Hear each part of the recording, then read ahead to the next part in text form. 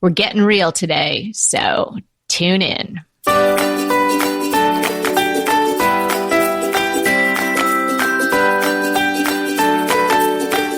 Hey everybody, I'm Kelly Wilkness here with Anita Joyce, and this is Decorating Tips and Tricks. Getting real, treasure hunting truths. We are going to give you all the information you need to be a sleuth when you're out thrifting and at estate sales and flea markets and in antique shops.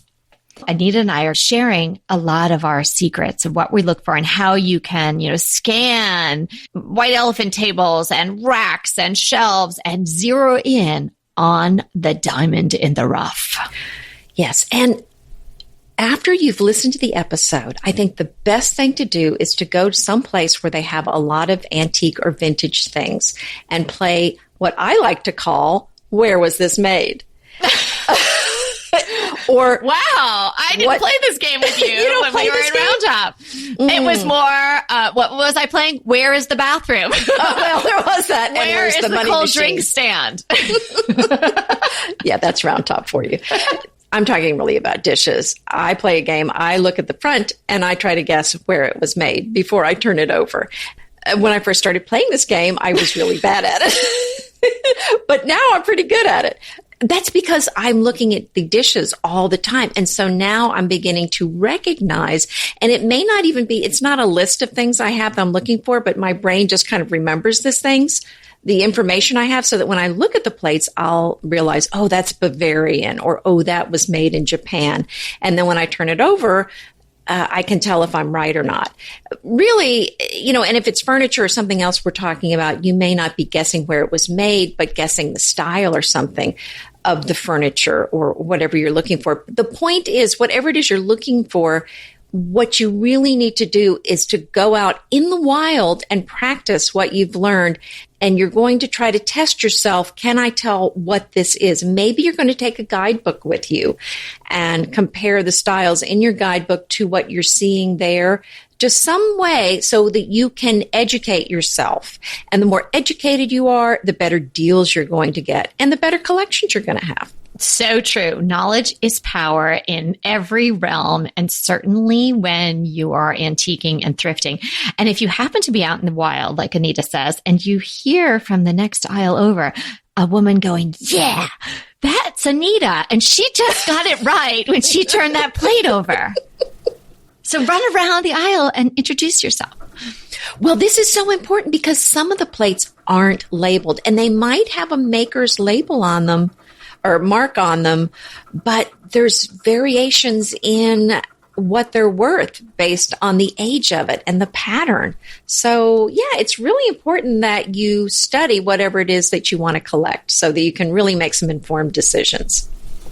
Excellent. So many excellent tips just right there in that intro that you did. Can we start off with my favorite, ironstones? Yes, please do, darling. Okay. So ironstone, I absolutely love it. I didn't always collect it. It's probably in the last 10 years or so. I love it for its simplicity and its beauty. It's a very approachable and, in a sense, very utilitarian. The lines are usually pretty simple, and because it's usually a bright white, a cream, or even dipping into a beige, it kind of goes with everything. Now, of course, you can have ironstone that has pattern on it, and we'll talk about that too. But okay, firstly, you should know what it is. So then that helps you distinguish whether or not you found one out in the wild. Ironstone is not a porcelain. So it's an earthenware. It's a very porous earthenware, and it's covered with a glaze. And it was first patented by Charles Mason in 1813 from Staffordshire, UK, which you'll see a lot of dishes and plates come from that area. And thereafter, there are about 200 or more makers of ironstone. Sometimes there are hallmarks by the manufacturers on the bottom, but you really can't always rely on them because, again, this wasn't really a high-end item. So they maybe were not too particular about the markings that they had on there. And then there are, of course, the repros. So sometimes you can't really rely on the mark. So you want to know, what would this item feel like in your hand, and what would it look like to your eye, so you can discern whether or not it's the real deal. And of course, we say this with everything, whether it's the real deal or not. If you love it and it's got great lines or it's got the crazing that you love, just buy it. It's not going to be that expensive. Ironstone, unless it's a perfect piece and it's a giant tureen and you're in a very fancy antique shop where they think they can get the price, it's usually pretty reasonable. Like when I get ironstone, I'm not spending that much money on it. And again, I don't mind a chip or a crack. I kind of like it. That really is, what you're willing to, the imperfections that you're willing to accept can definitely affect the price. So here are some things you can do if you're trying to determine out there whether or not this piece that you think is ironstone is. Well, pick it up. Ironstone is going to feel heavier in your hand than it would appear to your eye. It's going to feel pretty substantial. And this is because the materials that are in it. So it's clay. And then there's actually some iron slag. Which must be why it's called ironstone. Right. So I'm not sure what the slag part is, but it's probably like the remains of iron. And then a small amount of cobalt will be in it. So all of that lends to creating a heavier item. The cobalt will actually give the older pieces, because there was more cobalt used in the olden days, a bit of a tint of blue. So if I've seen that in some of the older pieces, that is right. So if you find one that has it to your eye a tint of blue, then you know it's pretty old. It's probably from around the 1820s, 30s, 40s, something like that. So look for that. Sometimes it is actually marked ironstone, but a lot of times it isn't. Yes, a lot of times it isn't. Another thing that you can do is take a look at the glaze. Even though this was pretty simple and utilitarian, there's something to the glaze on ironstone that is very lustrous. So have a look at it. While I was preparing for today, I was looking at a chamber pot that I have. Oh, yeah. And I have an ivy in it. It looks very pretty. So it's not being used for what it was originally intended. I just, kind of block that part out. Well, I just noticed the luster to it. I hadn't really focused on that. And it was like in my kitchen where it's very light and bright. And I could really see, yes, it's definitely distinctly a luster. And then another thing that you can do is sort of give it a flick between your thumb and your index finger. This is particularly helpful if it's an item that has a handle, like normally a chamber pot would, or some sort of mug or something like that. It'll make like this very distinctive sound if it's ironstone. The caveat there is if it doesn't have any cracks. Because the cracks will then sort of dissipate that sound. But it is a way to tell. So if you try all those three things and you're kind of getting a check mark on all of those, you can pretty much rely on the fact that that is ironstone. It's not going to necessarily tell you what year it's from unless you're detecting that blue tint, but it will give you a very good idea whether or not it's ironstone. Well, it's also called vitreous pottery, and the vitreous means glass-like. And some very, very old French ironstone that I have that is from the 1800s, it almost looks like glass. So it does definitely have a little bit of a different look. Yeah. And I've never seen one that is that old. So next time I come to your house, you're going to have to definitely take that out and show me. But these tend to be heavy. I was told when I was younger, bone china is the best you can do. It's a fine china. It's very thin and it's not opaque. It's translucent. You can actually see your hand through a piece of bone china held up to the light. And the thicker it is, then the cheaper it is, then the less it's worth. That's the way I was told. And in general, about as far as fineness of pieces, that's true. But these older pieces of ironstone are actually worth quite a bit of, some of them can be worth quite a bit of money because they are old and they're very, very sought after. These were the pieces that working people use. These were not the fine pieces that you would see at Versailles, the elegant, delicate china that they used. Right. So there's actually, I wouldn't say a whole lot of the real deal, the real old deal floating around, but because it is pretty durable, there's more than you would imagine that has lasted quite a number of years, hundreds of years. The other thing about ironstone is as you get further down the line in history, it started to be used in hotels. The Ritz in Paris, they would probably have Limoges plates or something like that. Right. But in sort of middle of the road hotels, yes, and cafes and things like that. That's very much sort of what I am drawn to. Stuff they feel like, oh, a lot of hands touched that, in a good way, Anita, like in a Purell sort of and then you clean it, of course, and all of that.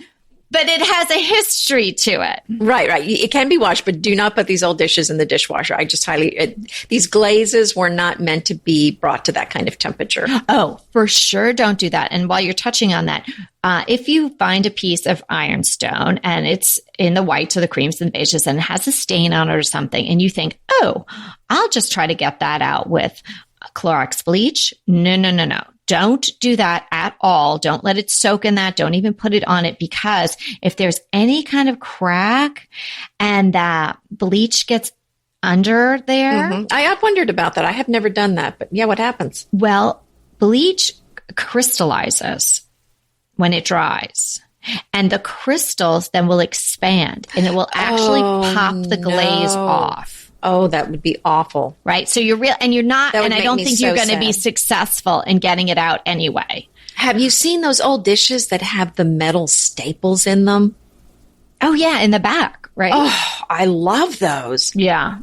Yeah. Some of those are actually quite expensive. But I wonder how they get those in there. They must heat the plates up quite a bit to get that metal in there without cracking the plate. Right. Well, you want to explain to everyone why they do that? Why those are there? Well, because they couldn't afford to buy new plates and it was cracked and that just kept it in place. Right. Exactly. So this was a repair job. And at the time, that wasn't really something, you didn't want to show off. Oh, I'm using repaired plates. But now those are highly Oh, yeah. Now, if you were definitely a collector of those sorts of things, you probably hang them backwards. Yeah. Nobody was running to get the crazy glue. There was no crazy glue. So that's what they were doing. Well, I wanted to mention about what you were talking about, that you collect dishes that even have cracks or chips, because I've heard somebody on a TV show, I'm not going to say who, say that if he sees a piece of a dish that has a chip on it, he will not touch it. And if he has any, he throws them away. Now, if we're talking, I'm not going to say who he is. Oh, God. I don't watch that much TV. I'm trying to think. Well, this was right. Well, I don't either. This is from like 10 years ago when I actually did watch TV. When I had time, Well, I'm not talking about whether you watch TV or not. I'm just like, I can't think of who it could possibly be, but okay. Well, actually, I can't even remember who it was exactly. So that's part of why I'm not telling you who it was. Mystery solved. I'm covering for my. Okay. It was. But the thinking is, so he must just collect fairly new dishes, I'm guessing. So if we're talking about something like, let's say you're collecting desert rose dishes from the 50s or the 60s or the 70s, there's a plethora of those dishes out there, and there's no need to collect a chipped one. There's the supply is there. If it's something fairly new in the last 50 years, I certainly would not collect something that has a chip. But when you start going back and you're collecting something from 1825, I have several pictures from around that time. And yes, they've got repairs on them. But something that old, it's hard to get it in pristine condition. And when you find it in pristine condition, it's going to be super expensive. Right. And French dishes, which I collect, if I only collected the pristine, again, it's very difficult to find French dishes here. And when I find them, it's usually they're actually online in France and I have to order them here. And then I'm paying for $30, $40 for shipping. So yes, if I were to go to a store and see an 1850 dish from France that's something I collect and it's got a chip on it or something, oh yeah, I'll still buy it. Okay, so finishing up with the ironstone. Now, people may not think of ironstone as also transferware, but transferware patterns do appear on ironstone. So whereas if you conjure up, someone says ironstone to you and you're a person who likes to collect vintage and things like that, even if ironstone isn't your gig, you probably think, white, creamy, light beige, that sort of thing. But no, there was also transfer patterns on there. And even the Flow Blue is also ironstone. Now, Flow Blue is expensive too. It can be very expensive. Yeah. The Flow Blue, it really isn't a pattern per se. It's just a term that's come to describe those dishes that have sort of that very blurry look to them. And normally they're in blue, but I've seen them in black. I've actually seen them in purples as well. Mm-hmm. The flow part is the blurry, the spreading of the pattern. And that comes in the firing of it. It's a way that they fired the dishes that creates that. It's not like someone's painting it blurry. So there's just a little FYI there. Well, right. And the whole thing with the transferware was so fascinating because previous to that a lot of those designs had to be hand painted on each individual dish. And with transferware, they came up with designs that they would print on paper and then apply the paper to the dishes, then soak the dishes in water and remove the paper, and the pattern would stay. But you would still need some artisans to position that paper, but that's how they got the design on there. And I have some very old transferware where the pattern, you could tell the paper wasn't exactly quite right. They're probably worth more. So hence the name transferware. It's transferring it from the paper to the plate. And we still call it transferware, even though the newer plates, I don't know, I doubt they're made that way anymore. Don't you just love a great recommendation from a friend? Well, we're delighted to be recommending these companies and their wonderful products to you today. And let them know your friends at DTT sent you. Go ahead, clean out your closet, then head straight to Quince. I love every item Quince offers, from wardrobe to decor. And I can really recommend their Ultra Stretch Super Wide Leg Pant at $49.90. The price is unbeatable, and the look is so flattering. It keeps you in on top and flares out of the bottom. Everything feels right with Quince. The price, the quality, and the sustainability. Quince offers a range of luxury wardrobe and home goods at prices within reach. And like Quince's clothing, their home goods are priced 50 to 80% less than similar brands. Quince only works with factories that use safe, ethical, and responsible manufacturing practices, along with premium fabrics and finishes.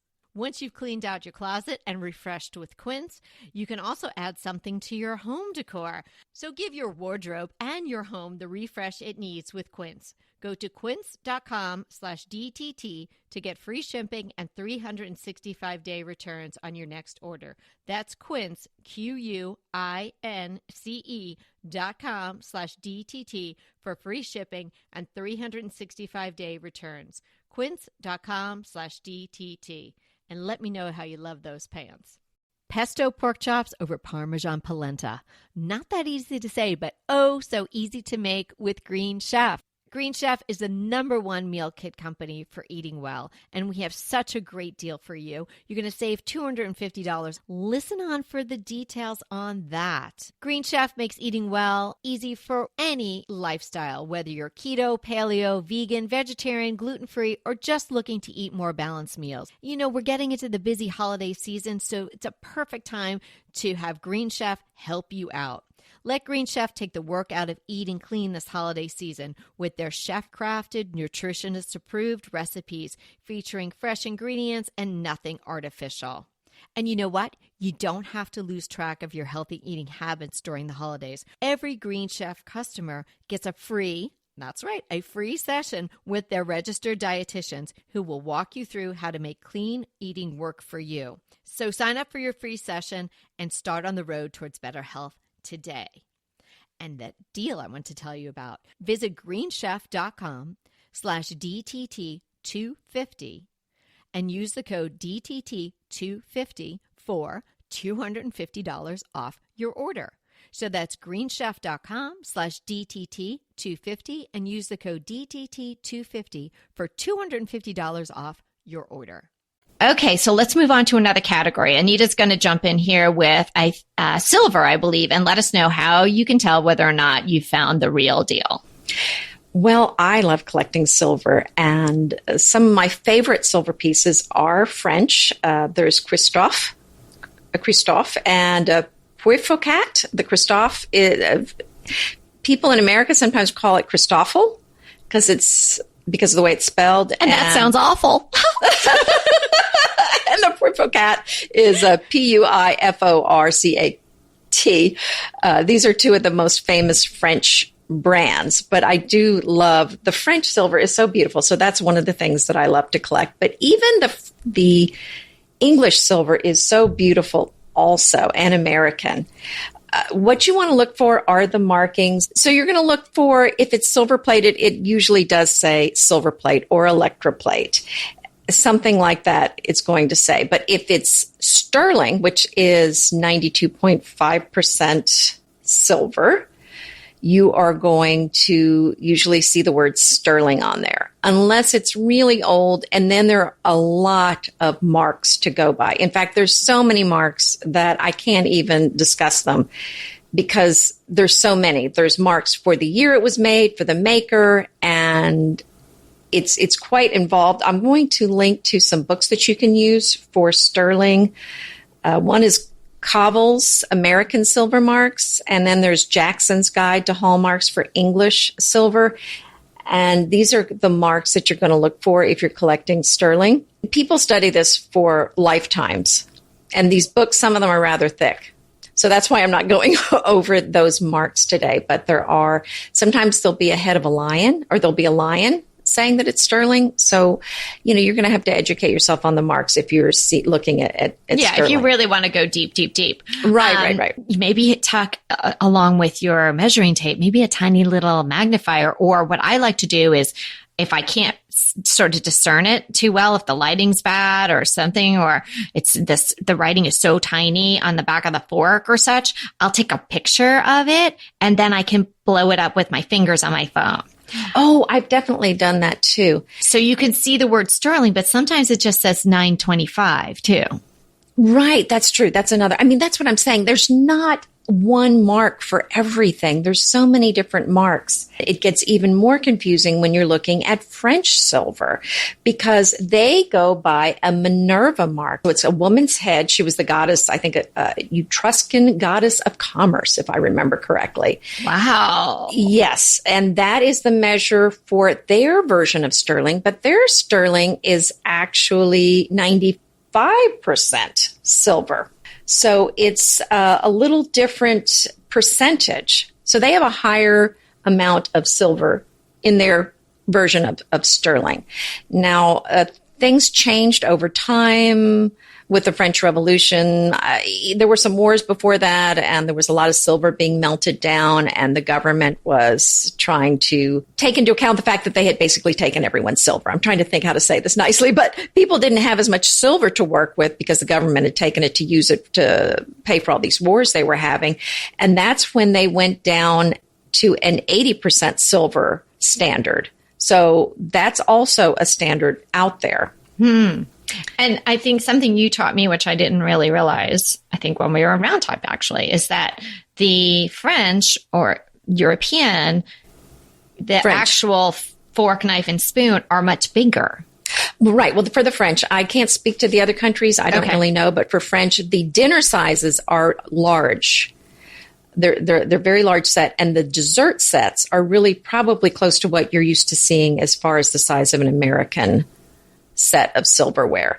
And so then if you're out there and you see a very oversized place setting, chances are it's French. Well, that's a sign that it could be French, but I would say an even bigger tip-off, if it's French, is where is the hallmark? Is it on the top of the fork or is it on the back side? If it's on the back side, it's probably American or English. If it's on the top side, it's French because the French turn their silverware upside down, so to speak. Another way you can tell is the design more ornate on the front or the back? And again, the French put their silverware, what we Americans would say, upside down on the table. So that's where the ornate detail is on the silverware. And so that's really what I'm looking for when I'm looking for French silverware is where is the ornate part of the handle? Is on the top or the bottom, and where are the hallmarks? And then if it's sterling, you're going to look for that head of Minerva in the lozenge shape. And then there's going to be a triangle that's going to have the maker's name in there. And then when you're saying a lozenge shape, you mean like a lozenge, like an oval? No, It's more like, I'm trying to think, it's kind of like a square, but the corners are kind of rounded. Yeah, maybe they're kind of more rounded. I see. Okay. Mm-hmm. Okay. Well, that is so interesting. Wow. That was jam-packed with lots of info. Okay. Let's jump over to crystal. So okay. You'll go to a thrift store, any thrift store. Could be real down market, like one that I couldn't even get Nita Jean to get out of the car to go into, that kind. And she'll be in the car with the air on, looking up French silver marks. And I'm in there sweating it out, standing in front of the shelf of glass, presumably glass, but you don't know that some of that glass might be crystal. It might be just fabulous. It might be just that, even if it's just one glass that, you decide that's your glass. And when you have your what have you, you're going to use that glass because it makes you feel super special. That's what I do with these little one-offs that I find. I make them my special little wine glass, or that's what I have my iced tea in. So you might be lucky enough to find a whole set. There you are. You're standing there. You're looking, and there's the cast-off 1-800 floral vase, okay, pass that. You don't need that. And then there might be something you could turn into a cloche. Okay, that's great. Maybe you put that in your basket. But now you're looking at all these glasses. How are you going to know? So if it's pretty and it strikes you and you like the shape of it, pick it up, hold it to the light. If you can detect any kind of rainbow prism coming off it, it's a sign that it might be crystal. Tap it. If you get this musical ring with a bit of an echo, then it might be crystal. The greater the lead content, the longer the tone will continue. If it's more than 35% lead in that crystal, it's going to actually sparkle, probably even if it's been dusty and sitting on the shelf for a long time.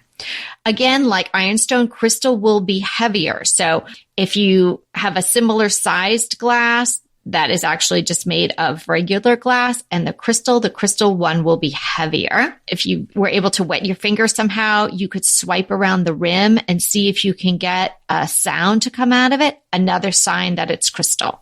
Crystal will also be more reflective than regular glass. And the rim, again, talking about the rim, will be thinner than a regular glass. And I also wanted to throw in, if you're collecting glass or crystal, run your finger around the rim of the base and of the top of the glass, because it is very difficult to see any kind of chips. But if you run your finger across, you will find any problems there. Good point. And you're going to want to know that before you make your purchase. That's a really good point. Because we didn't really talk about the lead. These old dishes, sometimes they do have lead paint on them. Get a lead test kit. For dishes, most of my dishes, when I checked them, were fine, but I did find one set of English hand-painted dishes that did have lead in them. So just buy that test kit and you can swipe it and find out easily if there's lead in your dishes that you're collecting. Most of my older dishes I don't actually use to eat off of. Most of those are for display. And for the lead crystal, obviously it has lead in it. So from what I understand, it's safe to drink out of these glasses if you're, having a regular meal and maybe you're drinking out of it for an hour, let's say. But if you're storing your port, you don't want to store your port in this glass in a decanter for a month, because it will absorb the lead. That's what I've heard from the experts. Yes, exactly. When lead crystal beverage containers are used in an ordinary way, they don't pose any health risk. So you can safely use your crystal stemware and barware to serve wine, water, and other beverages, because the liquid is not staying in there long enough and would not exceed any of the EPA standards. So you're fine with that. But I think that's an excellent point. I mean, if you're decanting a really great bottle of wine and you're pouring it into a Waterford decanter, I hope you drink the whole thing. Because don't just go ahead. If you can't, don't keep it in there and drink it a month later. All right. Exactly. Or invite me over. That's great. Let's do furniture. How can you tell whether or not what you're seeing is a really great piece of furniture that you should stuff in the back of your car and take home with you? Well, you got to look mostly at the joinery. Machine cut furniture was not made until 1860. So the best best piece of furniture, I should say, to look at is one with drawers, because there's going to be more joinery involved in drawers. Everyone may have heard of the term like dovetail. And the dovetail is where the little pieces of wood kind of slat into the side of the drawer, the back of the drawer, things like that, or in other parts of the piece of furniture. But drawers, it's most evident. The dovetail that you want to look for are those that are not exactly even. There's not a whole bunch of them, because then you can tell it was made by hand. If they're closely spaced dovetails and they're precisely the same size, then they were made by a machine. You're also going to look again with the drawers at the bottom, sides, and backs. If they're nicks or cuts or straight saw marks, it gives you an idea that it was made by hand. If there are circular saw marks, it was probably made by a machine. And any piece of furniture with exact symmetry was probably made by a machine. One other way that you can tell is the finish. Until Victorian times, there was really only shellac. And then thereafter, there was lacquer and varnish. And that was sort of in the mid 1800s. But, it's a little hard to tell with that. There's not a lot of shellac experts just roaming around out there. And you kind of have to test it with ammonia or a different chemical to see what happens. So that's probably not something you could do right on site unless you have like a little cotton ball with this on it. I think there's easier ways to do it than that anyway. Well, now she's going to tell us easier ways. That's so great. So, it's a little bit harder to tell with furniture. So you're going to be looking for the dovetails. I think that is the easiest way to determine. Another thing, this isn't going to give you the exact age, but look at the back of the piece. Look at the inside of the drawers. Do they look pretty pristine? If the back of the piece looks pretty darn clean, the bottom of the drawers look pretty darn clean, it's not an antique. That's a dead giveaway there. I mean, if you see a lot of age on the back in the drawers, that's a good sign that it's old. You might notice wormholes. If you see screws, unless it's a repair, that is a sign that it's not that old. And some of these really older pieces have wood nails in them or wood pieces that are joining them together. And I'm going to go back to the same thing I said about the dishes. Go look at antiques. If you know for a fact that you're going to an antique store and somebody's labeled it, this is this age, check these pieces out that are made in the 1800s and get a feel for what they look like. And then when you see antiques, you'll know when you see it, whether it's a reproduction or the real thing. It's really a matter of educating your eye on what you're looking for. And when you see the antique pieces and then see the reproduction pieces next to them, it becomes more obvious. One thing, too, is that the wood grains, I think, tended to be much closer together than they are in the woods grown now that are grown much faster. New pine is so soft compared to old pine. If you see pine wood that's hand carved, it's probably quite old because the new pine is so soft that you really couldn't even carve into it. And then a lot of the newer French chairs, for example, are made of mango wood, and it's really a thick, clunky wood. If the wood has very delicate engraving on it that's hand engraved, that's another sign it's probably very old because they just don't do that much anymore. Inevitably, with the new year come wellness goals. One very effective and easy to reach goal is to add dose to your wellness regime. Dose is expertly formulated organic wellness shots that support your liver in one delicious drink. Formulated with ingredients clinically shown to support liver health, potent turmeric, milk thistle, and ginger. There's 0 sugar and 0 calories. Did you know that your liver performs over 500 special functions? Since I learned all that my liver is doing, I started with Dose to support all those vital functions. I take a shot of refreshing Dose 2 times per week to combat everyday toxins from food, meds, alcohol, and unhealthy air. Since starting with Dose about a month ago, I am definitely feeling an overall improvement in my health. So if you want to give Dose a shot and invest in your health like I have, Dose is offering DTT listeners 15% off your first order, plus an additional 15% off if you subscribe for a monthly delivery. That's 30% off your first order.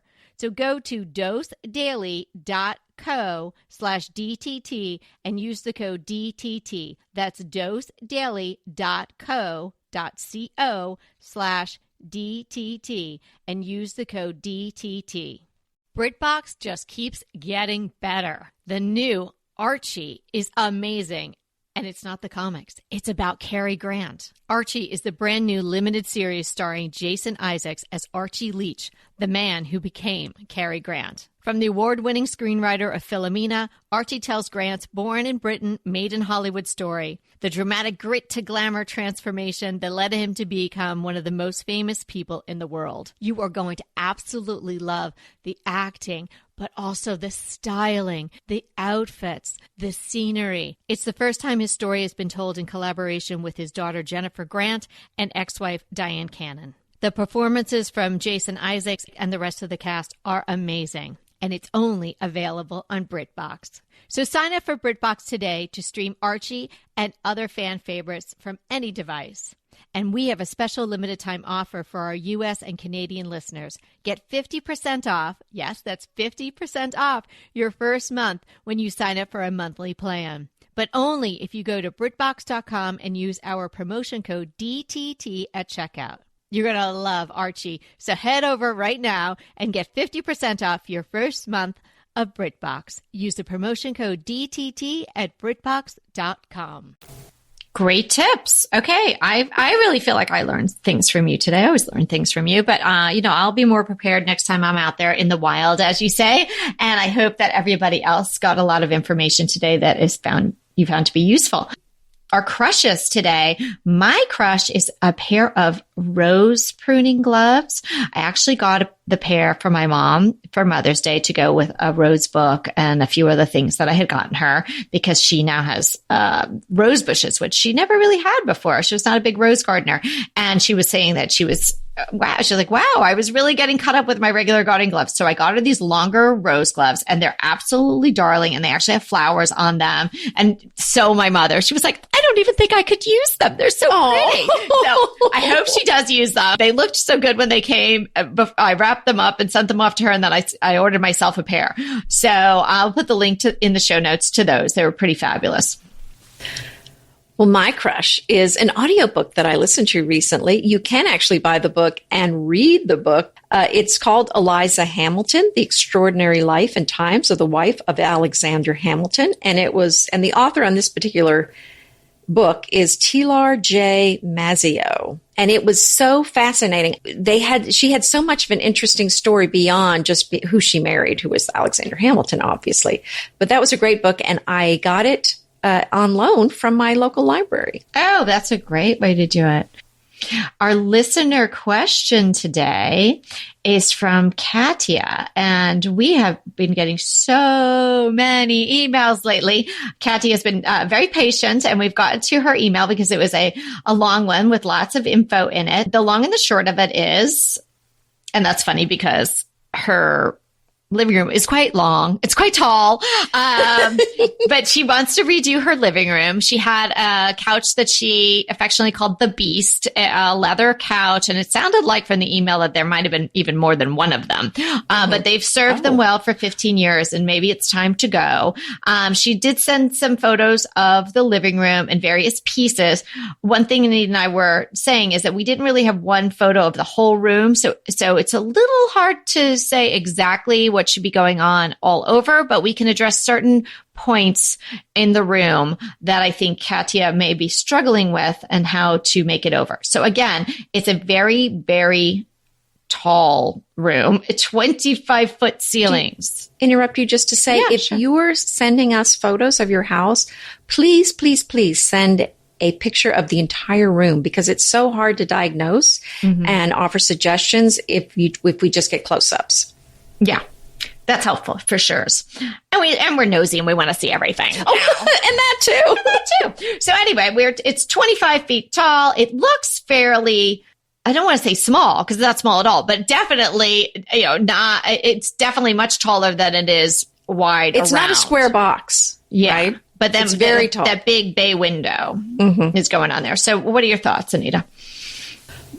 Well, to answer this question, she has a kind of rustic looking tan settee in the room and two, would you call those citrine green velvet, really pretty chairs. They're very modern looking chairs and they're small. These are not large chairs. These are could be used even as dining room chairs. So there's a settee and these two chairs, and then there's a rustic table between the two green chairs. So just seeing that, here's my thought. I felt like the rustic table went with the rustic looking or the tan settee, but I felt like it was too rustic to go with the two kind of sleek, modern looking green chairs. You can mix things, but this mix felt a little off to me. So what I would suggest is that when she replaces sofa, I think I would go with something tan to go with that settee. And then I would probably take those green chairs out and maybe replace them with, and also they felt a little small to be in a living room. So I would probably put one club chair in there to go, and the new chair and the sofa. And I would go with some colors that go with that settee, which were kind of in the tan color range. I would go with the neutrals and then change out with pillows. And I would stick with that kind of maybe a little less modern look if that's the way she's going. If she wants to go modern, then I would probably remove that settee and kind of start with those chairs. What's your thoughts? Yeah, I agree. I definitely agree on the chairs. And I just kudos to you because this is a really, really hard room to decorate. Right. I think so. Katya. So you've done a lovely job, and she's even shown us some vignettes and her pillows on this really lovely settee. And I love what's going on over the fireplace. She's got a great thing going on the mantle and all of that. And she says something really funny, which was, I just wanted to point out, because Anita loves cloches so much as well. She said she loves putting everything into a cloche. If her husband wasn't over 6 feet tall, she'd probably put a cloche over him. So I bet everybody feels once in a while like putting a cloche over their husband too. But only on certain days, though. Only on certain days, just for a little while. She's got these soaring windows, and they're like, you guys can imagine there's like a set of windows, and then there's wall space, and then there's like windows on top of it. It is so tall. And then we've got these long, really long curtain panels from the ceiling down to the ground. Now, kudos to you, Katya, for hanging them high and having them go really low. But in this instance, I would suggest just taking those draperies off. Unless, because they don't look like you close them ever. So they're really just there maybe to add some softness. And I get that, but I think it's like, it's a little too much, for what's going on in the room. That would be my suggestion. Cause I think those windows are so striking on their own. They probably don't need the extra fabric, on the other side. And if you thought that you needed something, to sort of fill up all that space, perhaps get a much bigger chandelier. From the photo, the chandelier doesn't look that big because, it's in the room, and maybe it is big on its own, but in that room, it's just not that big because the room is so tall. So maybe consider something that fans out more, that is a big circular, maybe iron with, maybe 12 or more arms, something like that. I think that would fill the space really nicely. Bring your eye up and maybe do it in a better way than the drapes. Yeah. And I think times have changed. I think if it's not clear, I would definitely choose not to have drapes.